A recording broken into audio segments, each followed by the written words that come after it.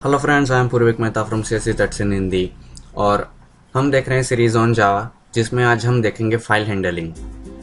सो आज का टॉपिक हमारा है फाइल क्लास। तो फाइल क्लास क्या होती है, उसका क्या यूज है और प्रैक्टिकली हम इस प्रोग्राम को देखेंगे कि कैसे इसका यूज होता है। सो फाइल क्लास को समझने के लिए कुछ की पॉइंट्स हैं कि ये है java.io पैकेज के अंदर। तो किसी भी फाइल के रिलेटेड ऑपरेशन को परफॉर्म करने के लिए आपको java.io पैकेज इंपोर्ट करवाना पड़ता है। अब IO का मतलब है इनपुट और आउटपुट, क्योंकि अब फाइल हम बना रहे हैं तो इसका यूज हम रीडिंग या राइटिंग पर्पस के लिए करते हैं। सो आपको ये java.io पैकेज को इंपोर्ट करवाना है अपनी फाइल में, मतलब जो सोर्स कोड फाइल आपकी है वहाँ। और दूसरी बात की है फाइल क्लास का यूज क्या होता है। तो फाइल क्लास का यूज हम फाइल को क्रिएट करने के लिए या डिलीट करने के लिए कर सकते हैं, या तो फिर फाइल के रिलेटेड मेटा डेटा को लेने के लिए कर सकते हैं। अब मेटा डेटा मतलब कि फाइल का जो अंदर का डेटा है उसके बारे में हम नहीं जान सकते, लेकिन फाइल की साइज कितनी है, फाइल रीडेबल है, फाइल राइटेबल है, ये सब डिटेल्स हम ये फाइल क्लास से जान सकते हैं और फाइल को क्रिएट और डिलीट इस फाइल क्लास से कर सकते हैं। तो चलिए प्रैक्टिकली देखते हैं ये सब कैसे होता है। सो यहाँ पर मेरे पास एक फाइल है example.java जो सोर्स फाइल है, जिसके अंदर में सबसे पहले तो जैसे कि हमने देखा मैं यहाँ पर इंपोर्ट करवाऊंगा, import java.io.star। ठीक है, अब यहाँ पर मैं एक क्लास बनाऊंगा, पब्लिक क्लास एग्जाम्पल। ठीक है, यहाँ पर मैं मेन मेथड बनाऊंगा public static void main string args। ठीक है, अब यहाँ पर हमें फाइल क्लास का यूज करना है। तो जबकि हमने java.io पैकेज को इंपोर्ट करवा दिया है तो हम अब फाइल क्लास का यूज कर सकते हैं। तो सबसे पहले देखते हैं कि इसका ऑब्जेक्ट कैसे बनाते हैं। तो इसका ऑब्जेक्ट बनाने के लिए हमें लिखना है फाइल।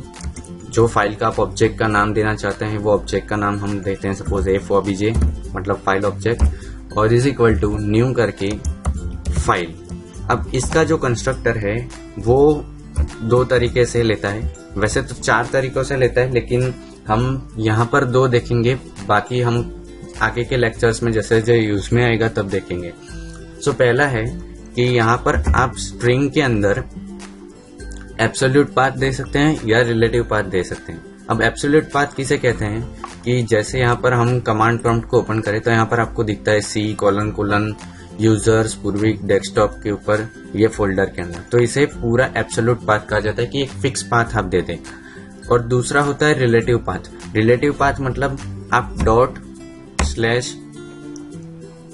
करके जो पाथ देते हैं, मतलब कि ये करंट डायरेक्टरी को रिनोट करता है। मतलब कि ये रिलेटिव पाथ इसलिए इसे कहा जाता है कि जहां ये फाइल होगी example.java तो इस डायरेक्टरी को ये डिनोट करेगा, इतना लिखना।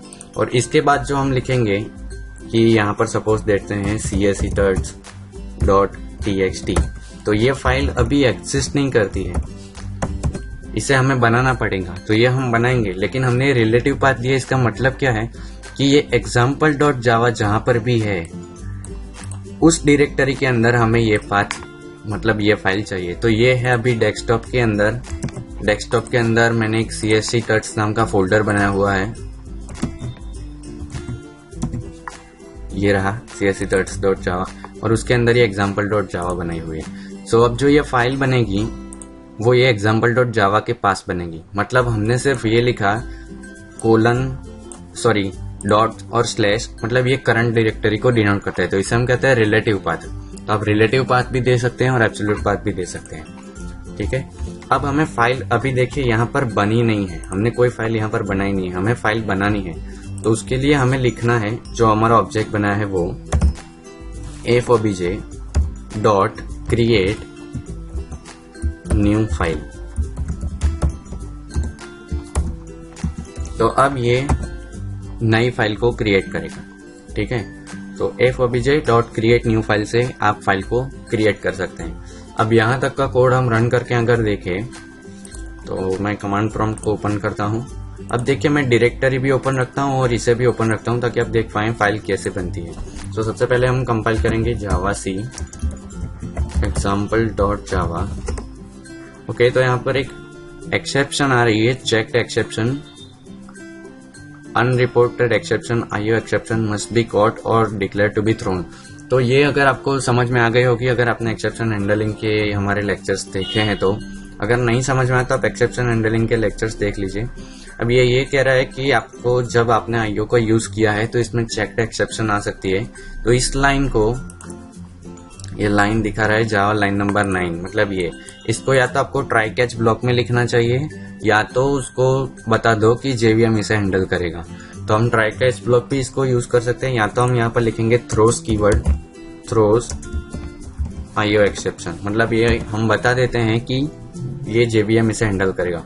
अब देखिए हमने इसे लिखा कहाँ है, मेन मेथड के पास, क्योंकि ये एक्सेप्शन अराइज कौन सी मेथड में हो रही है, मेन मेथड में। ठीक है, तो अब इसे सेव करते हैं। अब फिर से इसे रन करेंगे तो कंपाइल सक्सेसफुली हो गया। अब देखिए मैं वो डायरेक्टरी ओपन करके रखता हूँ यहाँ पर।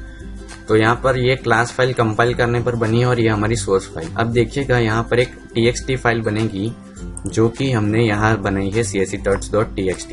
तो मैं यहाँ पर रन भी करूंगा और आप यहाँ पर ऊपर देख भी सकेंगे। सो जावा एग्जाम्पल, अब इसे रन करते हैं। तो आप देख सकते हैं csituts.txt फाइल यहाँ पर बन गई है। सो इस तरह से आप फाइल क्लास का यूज करके फाइल बना सकते हैं। अब देखिए इससे मेटा डेटा कैसे हम ले सकते हैं। तो उसके लिए कुछ फंक्शंस है, वैसे तो इसके कई सारे अराउंड 45 समथिंग ये इसके फंक्शंस है। तो वो आप खुद देख सकते हैं, नेट पे आपको मिल जाएंगे उसकी ऑफिशियल वेबसाइट के ऊपर जावा ओरेकल पे।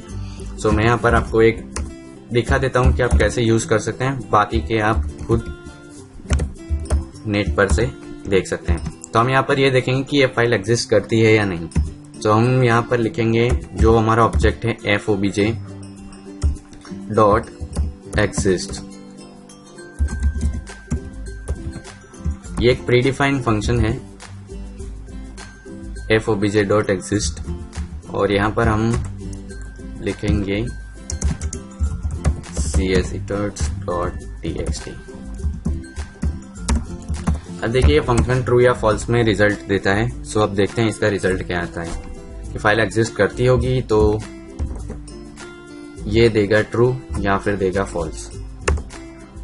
तो देखिए यहाँ पर ट्रू दे रहा है, एक्चुअली हमें स्पेस दे देनी चाहिए थी तो हमें क्लियर दिखाई देता है। अब देखिए फिर से जब मैं इसे कंपाइल और रन करूंगा तो ट्रू csituts.txt, मतलब ये फाइल एग्जिस्ट करती है। तो इस तरह के इसके फंक्शन है कि आप इसको देख सकते हैं कि ये फाइल के बारे में। एक और फंक्शन इसका है system.out.println और यहाँ पर इससे आपकी फाइल की साइज आप जान सकते हैं। तो इसका है fobj.length।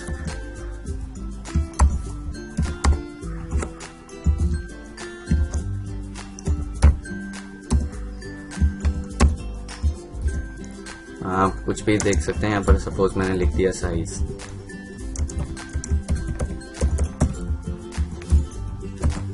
अब इसे आप कंपाइल और रन करेंगे जब, तो आप देख सकते हैं अभी इसमें कुछ डेटा नहीं है इसलिए ये साइज 0 में दिखा रहा है। अगर आप उसमें कुछ लिख देते हैं, वैसे आप प्रोग्रामिंग से भी लिख सकते हैं लेकिन वो हम नेक्स्ट लेक्चर में देखेंगे। मैं यहाँ पर वैसे ही कुछ डाल देता हूँ। ठीक है, तो मैंने यहाँ लिख दिया csituts इन हिंदी। अब इसे हम क्लोज कर देते हैं और फिर से इसको रन करते हैं। तो आप देख सकते हैं 16 ये दिखा रहा है क्योंकि ये जो फाइल हमने बनाई थी इसमें 16 कैरेक्टर्स है। तो ये 16 बिट्स कंज्यूम कर रहा है। सो 16 बाइट्स इसने कंज्यूम किए वो हमें दिखा रहा है। तो इस तरह से आप फाइल क्लास का यूज कर सकते हैं। इसका यूज मेटा डेटा को देखने के लिए किया जाता है कि फाइल के अबाउट इंफॉर्मेशन, कि वो इसका नाम क्या है, उसका वो एग्जिस्ट करती है या नहीं, उसके रीडेबल है या नहीं, राइटेबल है या नहीं। सो उस तरह से इसका यूज होता है। तो अगर आपको ये जानना है कि ये रीडेबल है या नहीं तो वहां पर आपको लिखना है इज रीड या इज राइट। तो इस तरह से आप उसको यूज कर सकते हैं। तो आगे के लेक्चर में हम देखेंगे कि फाइल में हमें राइटिंग परफॉर्म कैसे करनी है। तो बने रहिए हमारे साथ csituts इन हिंदी पे। अगर आपको ये वीडियो पसंद है तो इस चैनल को सब्सक्राइब जरूर कर लें। सो इसे प्रैक्टिस जरूर करें and thanks for watching and happy coding.